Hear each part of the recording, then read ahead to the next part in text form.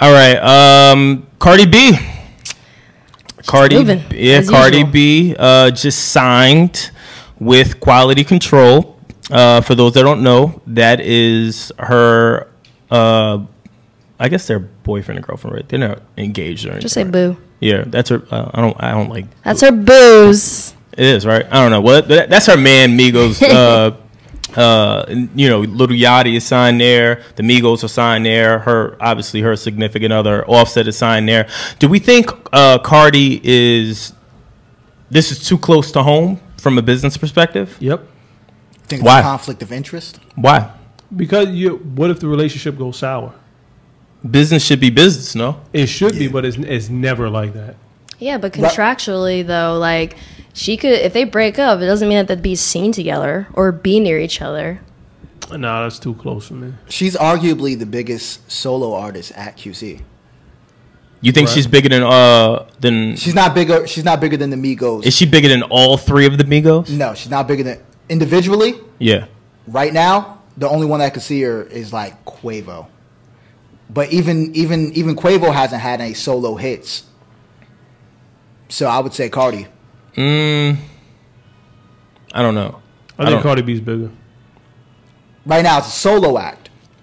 Well, we were talking about this before. We were talking about artist development.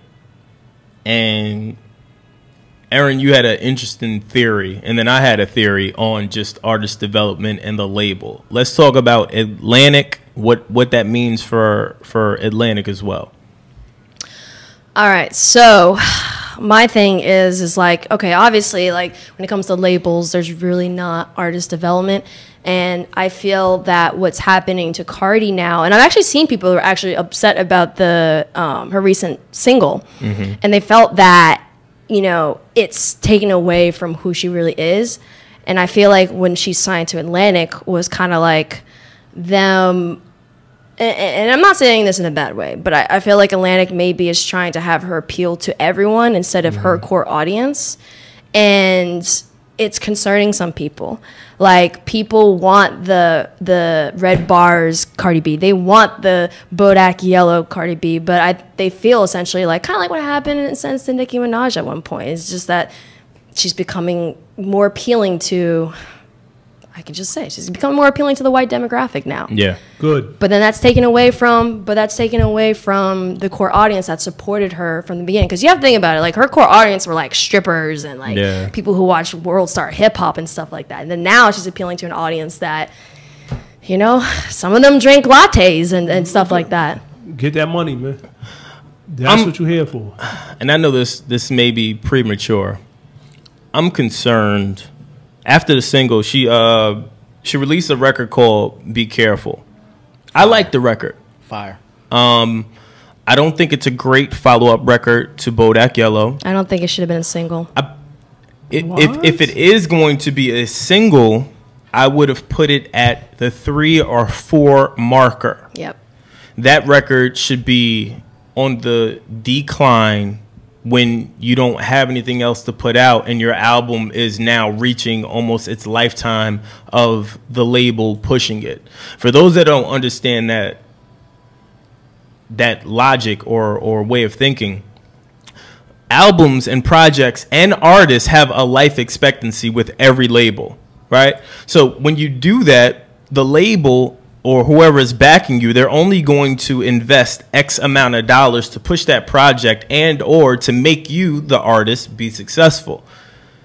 I think once it comes to that part where, you know, you start to get there, that record should have been thrown out. I don't think that's a great record to follow up. Now, is she coming off the momentum of the record with Bruno Mars? Yes. Is she coming off Bodak Yellow still? Yes.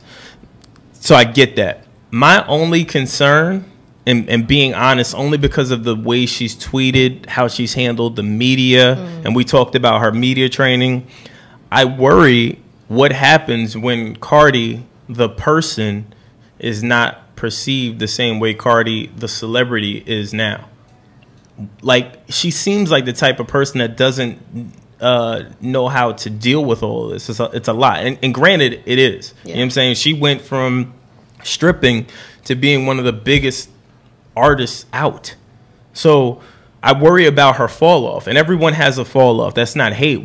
I think everyone in this room is rooting for Cardi, but I worry about her mental stability coming off this run. You know what I'm saying? Like, how does she handle it? She was getting anxiety just off of people talking about when she released the album artwork, and then how they didn't think it was coming out, and she tweeted this whole thing like, yo, just let the music breathe, and you know, I have bad anxiety, this isn't helping. Like, those are real tweets. Yeah, I think also when it comes from like a content standpoint, of course, like, you always want to appease your core audience because they're the ones that got you to this specific point. And kind of what I thought wasn't good was that they released a song that is a little bit different than what she's previously released towards the release of the album. If she wanted to introduce that, like you said, she should have put it a little bit earlier. And I also think that when you're doing a debut album, I don't think that is a great opportunity for you to try and experiment on your sound. That's not the perfect time to do it. You need to bring what your audience liked, and you can make it a little more mainstream. You can have some more mainstream songs, but you still need to bring what your core audience have always loved you for and always want. Your debut album is not the time to be doing experimenting with sounds and different vibes. Like, you want to build consistency. And when you have content and your audience gets turned off from it, that can cause some issues. And that's got the reason why she got some backlash. People are like, what the hell is this? Like, this is not we want the Bodak, the red bars Cardi. We don't want this Cardi. And that's why I think the big issue with the record is, like, I know Wilson and Nas, you gave it like a 7.5, but you give everything a 7.5, so you're kind of voided. Negative. I think that the record is good. I just think because of Cardi, and to your point, how big Bodak was and her brand, it just doesn't fit right now. It doesn't fit right now. I think it does. This should have been a leak record, if anything.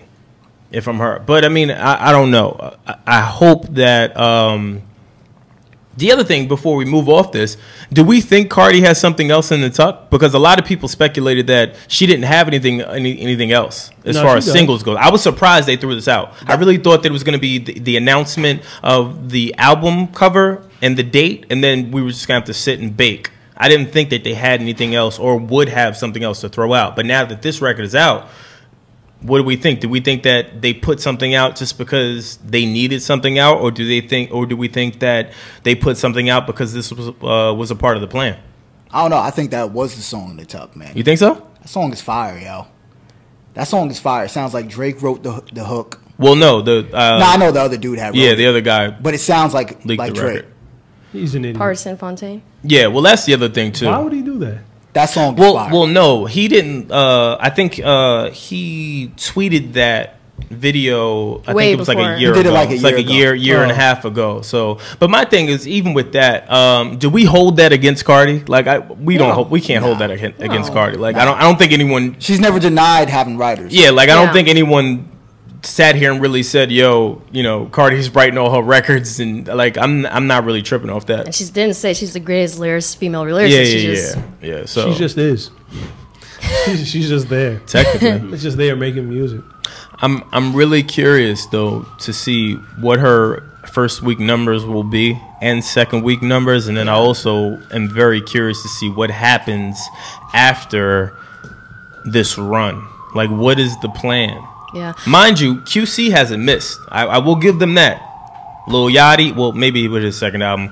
Yachty still, though, Migos, like, they're doing a great job right now with their artists. So, I don't know.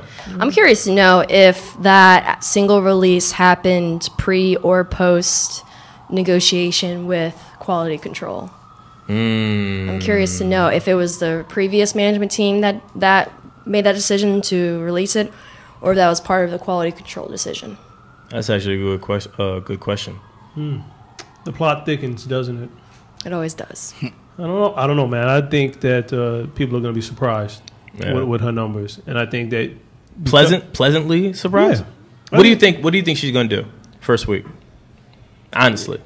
And if you're not a numbers guy, me and my friends, we always play the numbers game. So. Or you could just say, how soon do you think she's going to go platinum? A month. A month?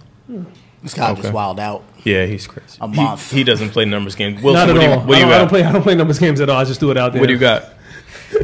For her to go platinum? No, what do you got first week, second week numbers? First week, maybe 100, 150K. Okay, what do you got, Erin? Well, before I want to do that, I think her numbers are going to be high no matter what, because it's our debut album. People are going to be curious to see. It's kind of like with Chris Brown's 40,000 single album. Yeah. They're going to listen to it, and when you do the streaming, it's going to count. My thing is, I'm not even going to do about numbers. I think I'm going to talk about from a review standpoint. I think she may have mixed reviews. I think she may have mixed reviews on this debut album, unless she just comes with that hot fire and before she releases it, quality control and her team redo the entire album based off the response of that single, which is possible. Well, yeah, that's actually a good point. She did tweet out after releasing the record, "Be careful that the album is still coming. She's just putting the finishing touches on it, but she was working on 1 or 2 records that she fell in love with and was trying to polish up and getting them remixed in order to put them out so the masses and her fans can hear it." So that's actually a good point. Could be an A/B testing kind of thing. Could be. They probably were like, maybe we'll see how this resonates, and then they got backlash. They'd be like, all right, let's pull back a little bit. Yeah. We shall see. Yeah, we'll see. I don't know, but shout out to Cardi. Fucking the game up. Yeah, she's still doing Something different. Great numbers. Oh, and my number, I got her maybe 120, 130 first week.